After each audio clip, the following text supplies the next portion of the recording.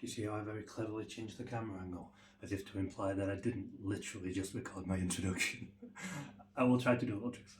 That's about the best you're getting, and a change of outfit. I've got like 20 onesies. After I created my character onesie, it just made sense. I always try to think of things like that to make everything easy access. So, in this first video, it's going to be an attempt for me to try and show you what one finger technique is, because it was the exact first way I learned. And I learned through trial and error, which was probably the hardest way you could possibly learn. I think that's fair to say, to be honest, because I used no backing tracks, no drums, no beats, no metronomes, no scales, no chords, no theory of any kind. I didn't even practice, I just learned by writing, which I heavily recommend people do as an exercise, but maybe not the main way to learn. So, nonetheless, I figured out the simplest way to play possible, which is one finger on the guitar, and just like this. And if you want more information about this, I won't go super in depth and treat you like you don't know what you're thinking or what I'm talking about. Maybe you don't, so let me know and I can simplify and zoom in on any particular detail. Yeah, this is a guitar that amplifies itself. It's called the High Vibe by Larg. It's incredible. It's got a special preamp, which has got two actuator speakers here, which turns the body of the guitar into a speaker. And it can loop itself, it can be a speaker, it can add effects. Normally I just add a bit of reverb, because once you've had a system like this, a normal acoustic guitar, especially the way I'm about to play, sounds a little bit like a piano without a sustain pedal. So once you get hold of something like this, it's an incredible bit of kit. I'm going to be building my own super guitar with two of these in, one in the sound hole called the Essential and a whole bunch of other stuff, but we'll get into that another time. We'll get into it another time. I've got a massive collection of gadgets and stuff.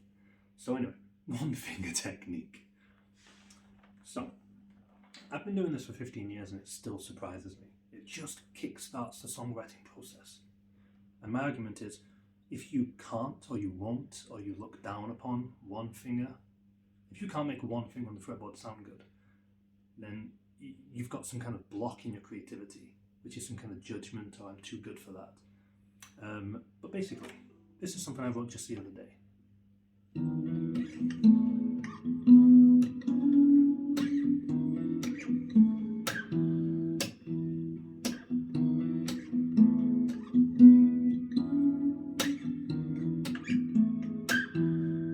That's a little bit, right?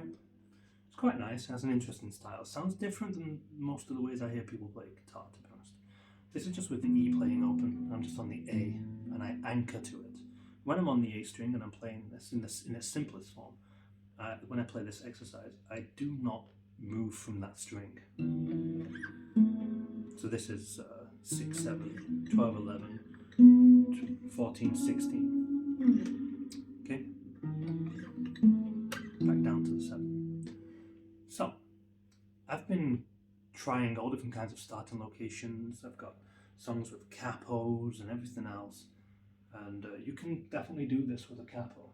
He says, looking around, knowing that he doesn't have one on him. Where did I put it? Oh, I'm so prepared. So, anyway, I'll steal this one.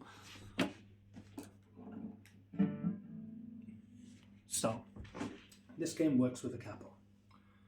And as does my two-finger technique, which you might see a little bit of, but that's not the focus of this. So basically, you can choose, the game works like this, you just choose a random string, a random fret, say 4, choose between 0 and 8, you don't want to go higher than about 6, to be honest. But you can, I've managed to do it, they just have reduced options. Make sure it doesn't buzz, this is going to be a bit too loud. Okay, so, now what you do is you choose E, A, D or G. Most of the time you're not going to choose E, for obvious reasons. Excuse me. So, then you've got to choose a sequence of numbers higher than the capo. So if the capo is on 4, that's our new 0. So we would just choose like, but I would just keep it, so it's like 6. We'll try 6, 9, 15. That's interesting. that kind of wants to go. Not that.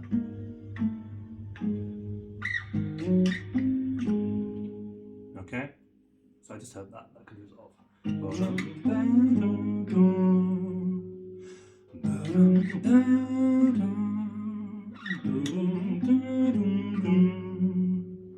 I highly recommend people to. I could be like, and add a bit of an effect on my voice and sing in a sexy way. Don't do that, right? I know why we do it, but you shouldn't.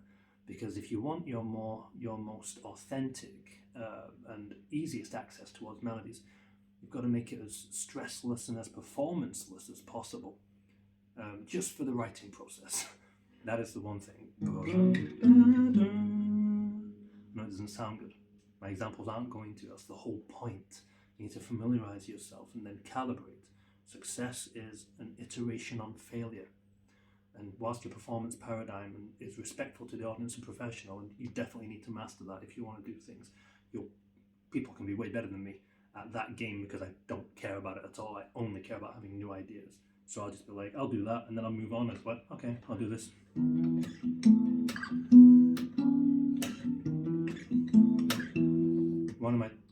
One of the reasons I've got so many ideas is because I just go in a million directions. I take my guitar everywhere, I record everything, and I'm constantly trying something new, changing my voice. So that's, and changing the style as much as possible, you know. But this works everywhere. So basically this methodology, you can just put your capo on 4. If you don't like the way it sounds and you're not getting inspired, you can just move it. It doesn't matter. At any time, just abandon it and move on. Especially if you've hit record, you can do that, which lowers your stress because you don't have to remember anything. Allows you to enter that free-flowing associative writing state, the flow state. No. So maybe I choose the D string, you know, because I anchored on the A there. Maybe I choose the G.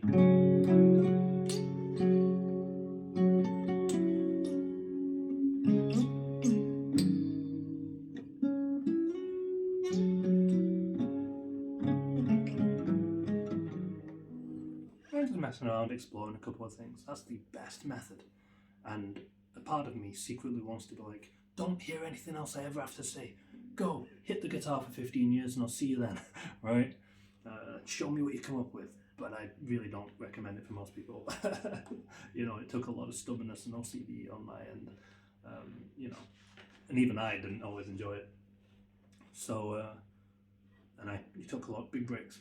So you kind of have to like decide what it is you want to be doing and how you want to do it. But this is a good way to just get started.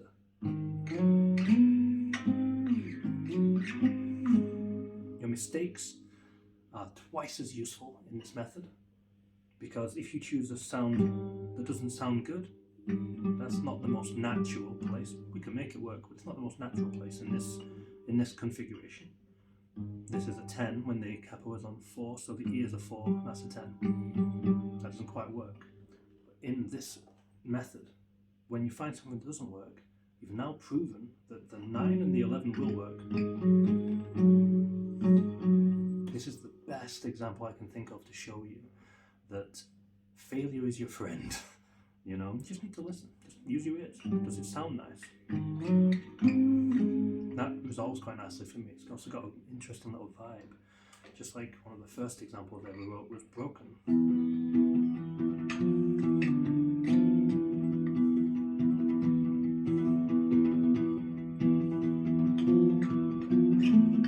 You can see even now, after 15 years, I still hook my finger in there.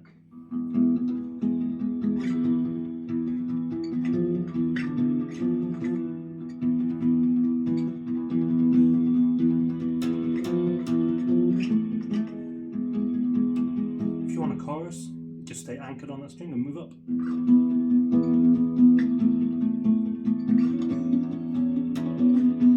When you practice this and when you expand on it, eventually you try an octave to get more sound and dynamics. Or maybe you add an effect, or try this, or try that. The guitar's just trying to support you to be a singer, to find words, to find something, some vibe, some quality that you can make some use of. And this is the best, easiest way to start. Especially if your fingers are very new to the guitar, getting them to do all this is not easy. And you can just play like this. Oh shit, my finger hurts. Move now to the middle finger. Oh, that finger hurts. Now move to this one. Then move to your little finger.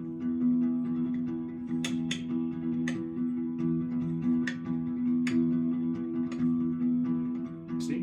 And so that allows you to slowly but surely, whilst making a nice sound. It's dead simple. And it's just numbers based. 7, 8, 7, 5, 8, 7. So, what's amazing about one finger technique is it works on E, A, D, and G. And that means if I write a sequence on E, this is a song called IOU, this finger here is muting the A, and the D is being played as a drum.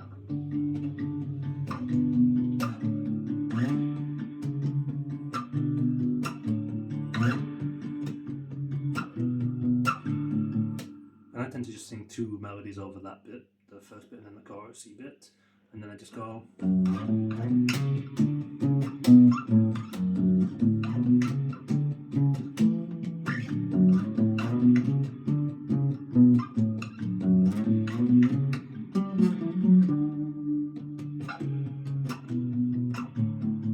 Okay, and so this song's really simple. You know, and I think I've got a bit that goes like.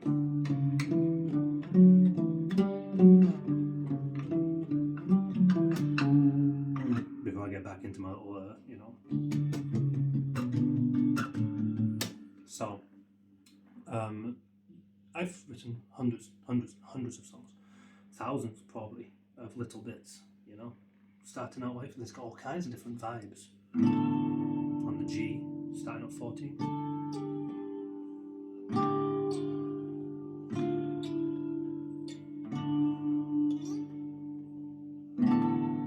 You can see when I'm on the G, I can strum all 3 of these as drone notes. It doesn't matter. Although I'm more likely to avoid the E, so that it doesn't overwhelm sound-wise, and this can actually be heard.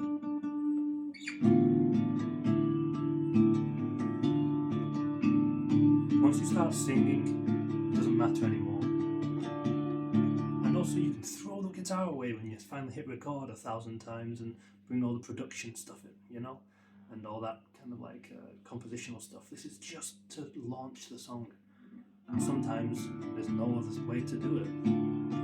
This is quite intimate as well. And it really draws your attention to those note choices.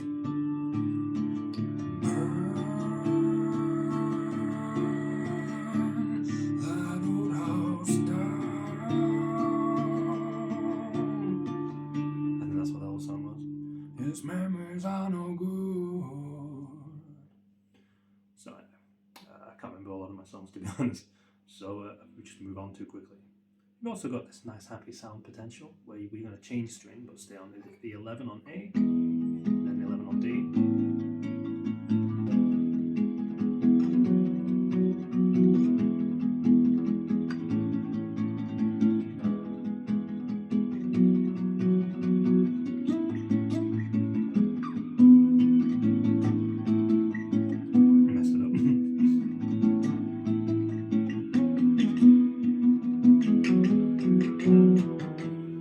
Trying to use only one finger to accentuate my point. I've actually become so familiar that I use more than one finger now, but it's only one string, so now I'd be like.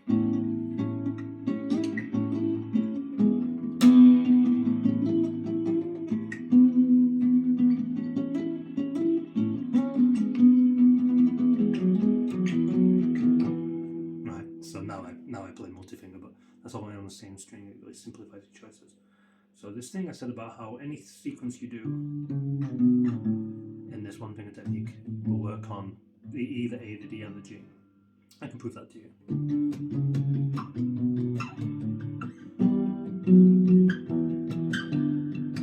Get a different vibe, a whole different song out of that. If I go like, especially if I jumble it.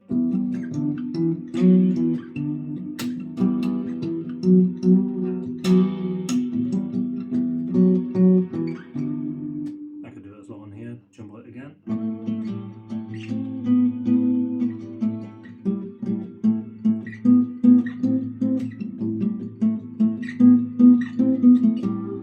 Or whatever, you know, it's not always the best when I play these examples, but basically as soon as you've got a sequence, it will work Amazing,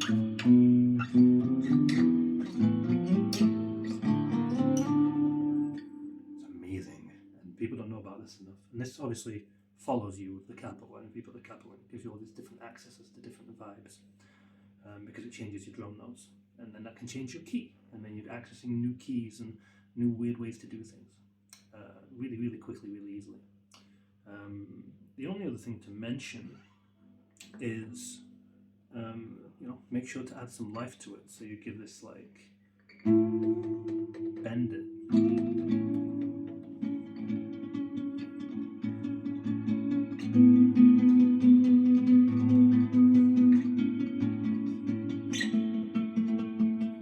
But try every different variation on your own. You'll calibrate and you'll figure something out.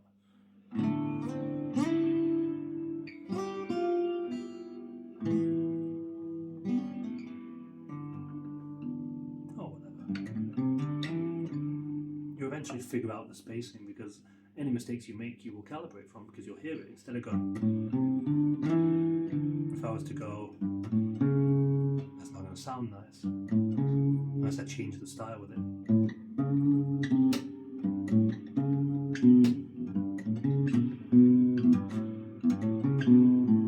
then calibrate. I'm not succeeding here, so it's okay. I kind of want to fail for you a little bit to show you that even though I could play,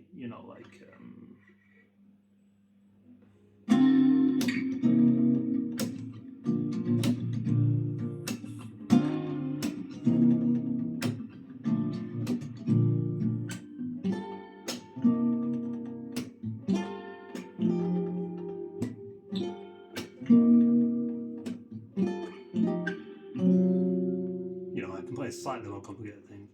It doesn't matter. You get to that, and there's a way to get to that. What I did there was actually a trick of shapes and pattern theory. And that's kind of what I wanted to share here. And I'm going to build up to that so it makes sense how I made that choice and why. And it all connects and starts with one finger moving up and down one string. And I would encourage you rather see this as a roadmap, see it as a challenge. Prove me wrong or prove me right, or just try some random stuff. See if you can write something really cool this way, because I've got examples, like if I get a plectrum, which I'm not going to do because it's late, but starting with a capo 1, 2.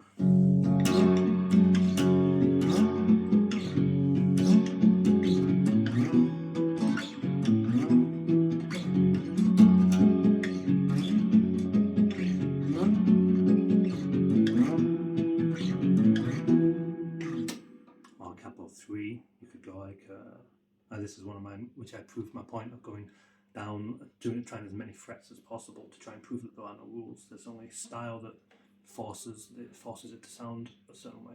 So as soon as you choose any kind of like constraint, or you commit to any particular tone or sequence, it forces your style.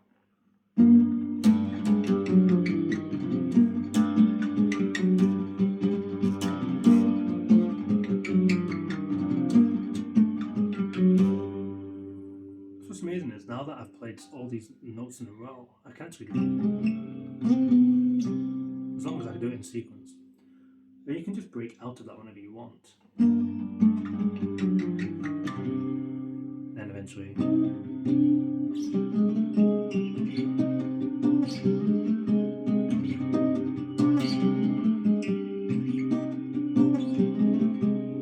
you can just break into normal chords. It gives you this really easy way to get like really large dynamics, especially if you're changing your style and moving the capo around and changing your voice and trying all these different combinations of things. And that's kind of what I would love to see more of in people, changing things up, because I'm always like, okay, I see what you've done there. And if your second song and your third song is very similar, my brain, being as neurodivergent as I am, goes like, I wonder what's going on in their creative process. I wonder if they can even articulate their choices. Do they know what their limits are? Do they know what options they have? And then I kind of listen to it and I go, what's going on there? And I always try to get involved, because maybe it is purposefully informed, but maybe sometimes it isn't. And then I ask them, do you record? And they never do. When I go to open mics, it's just me. I always hit record on everything. I don't even delete my old videos that are, my old attempts. So I'm like, I tried and I failed. So yeah, we'll see. I'll probably do several of these one finger examples, rather than let one take over and become the master copy. There will be no such thing as a master copy. There will just be many iterations and variations of varying quality, and that is the whole point. When I got up live, when I was performing, and I decided to test my instincts and test my resolve and test my fear of failure by just getting up and changing my voice and changing my style and having no preparation, no lyrics, no guide on how to play. I don't use progressions or anything else. I just choose a random chord. What's this? Can make that work with anything.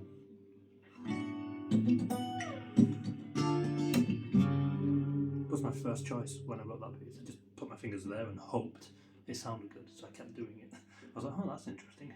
You know, at the very least interesting. You know, that's what a lot of it is about. Is trying to make it work, even if it just feels like it's not. Maybe not. Sometimes it truly won't work, and then you've learned a lesson, the hard way, the best way, the only way. And yeah, I got up on stage, and my goal was to write a song, a good song that other people would really like, and that even I would consider to be, yeah, it's not bad. Catch that moment of magic where a song just falls out of you live on stage. It took me like 4 years, and it was hell. I was sweating. Oh, I didn't like it at all. Then I'd get up, and I'd often fail. Maybe I can't get to the crescendo with my new voice in this weird new tone, you know, or maybe I can't remember how to get back to the verse, or there is no way for me to get back to the verse. It happens to me a lot. But maybe eventually I just believed maybe.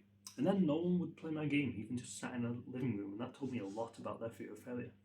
Because I'm like, come on, though, you've just seen me like sing about a hole in my pants or shit in my pants or something, you know. And people just really have a strange block, which is very strange when they are more qualified than you. So that's another thing I really want to tell people. You don't have to be. It doesn't matter if you're qualified. It doesn't matter if you're competent. What matters is, are you playful? Are you doing something that maybe someone else can't do? Are you using words and thoughts and feelings and experiences that other people don't have? You probably have a lot of those, you know. One of my friends is an incredible lyricist who always shoots themselves down, and they were a friend. And it was like, my God, that's a good sentence. Please put that in the song, but they just would never do it. And that is something that was like, oh, but you're better than me if you just say that sentence. And I've been fighting my whole life to be more articulate and find these snazzy little ways to write lyrics and stuff, you know, so I can really struggle to express myself that way. More the reason why I wanted to play, I wanted to make myself cry. Another thing you can do, by the way, you don't always have to be strumming. You can choose to pluck two at the same time. So if I do this for this beginning piece, this is actually a piece called Those Doors Won't Hold Long Against a Battering Ram of That Make, Model and Size. Whenever I can't write lyrics to a thing, I try to make it kind of have a good name. Those doors won't hold long against a battering ram of that make, model and size. So you can also just pluck like this.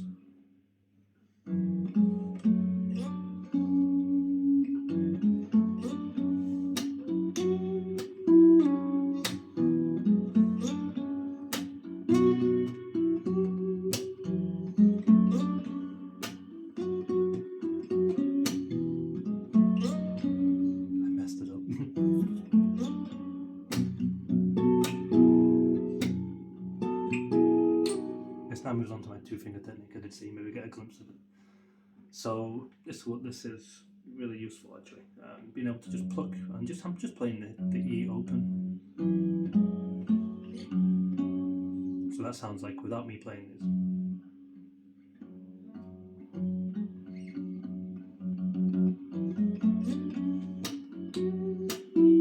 But if I just play,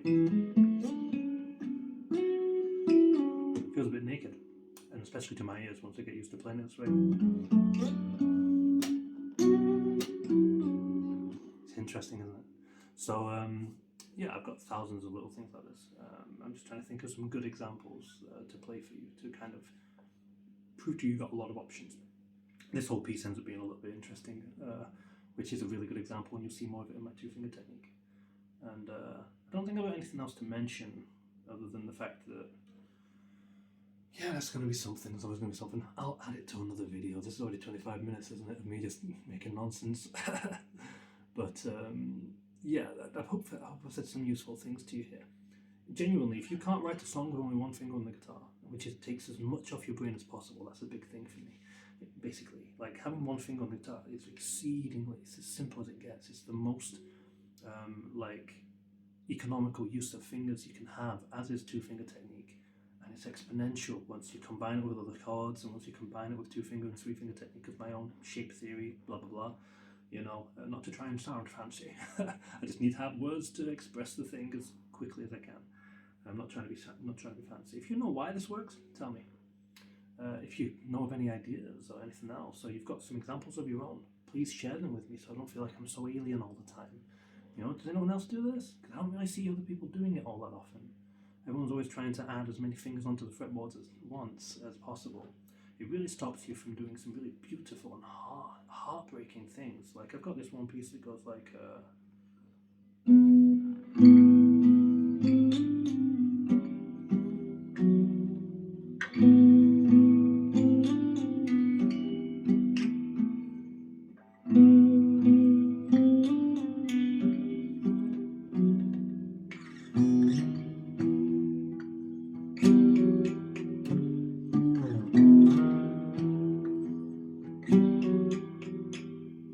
you know, and other such pieces.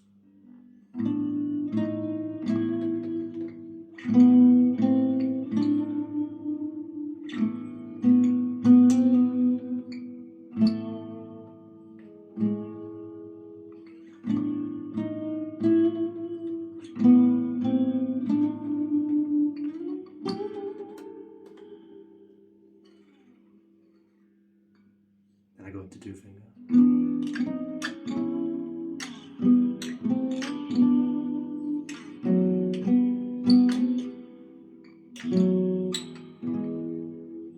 Okay, so squeaking like crazy. I've been playing a lot of guitar the last few days.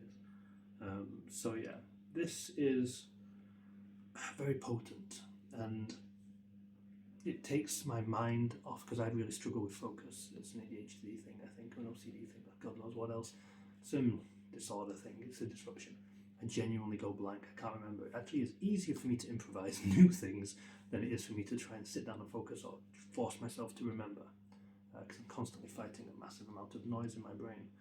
So this really helps with simplifying what my hands are doing, so I've still got some mental energy to actually say words and get some song out. And it changes so much depending on how you approach it. And just depending on where your anchor is. You know, like depending on if you anchor on the E with capo anywhere, or on the A with capo anywhere. That's thousands of options, maybe even millions of combinations. Probably, yeah. I mean, you've got a lot of strings. And of course, you can also interchange. You can mix your strings as well. You can jump from strings. I will prove that more with two finger technique, because it's a bit easier, and I don't actually do that much with one finger technique. But you know, it's not that complicated. Because if you do like 6/7, then 6/7 here is actually 11/12.